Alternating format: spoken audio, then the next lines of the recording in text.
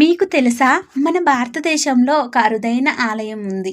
అక్కడ స్వయంగా మృత్యుదేవుడే తాను ఇచ్చిన మాట నిలబెట్టుకున్నాడు.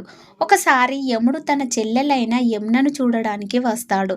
ఆమె ఆయనను ఆప్యాయంగా ఆహ్వానించి తలపై తిలకం పెట్టి తన అన్నయ్య దీర్ఘాయుషుమంతుడుగా ఉండాలని ప్రార్థించింది.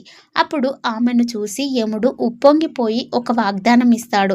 ఈరోజు ఎవరి చెల్లెలైనా అన్నయ్యకి తిలకం పెడితే ఆ అన్నయ్య అకాల మరణం చూడడు అని. అప్పటి నుండి యమద్వితీయగా ప్రసిద్ధి చెందింది. దాన్నే ఇప్పుడు భాయిదూజ్‌గా జరుపుకుంటారు.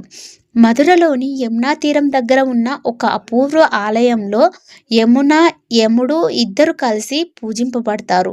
అలాగే ప్రతి యమద్వితీయ రోజున అన్నా చెల్లెళ్ళు కలిసి యమునలో స్నానం చేసి ఆ దేవాలయంలో దర్శనం చేసుకుంటారు.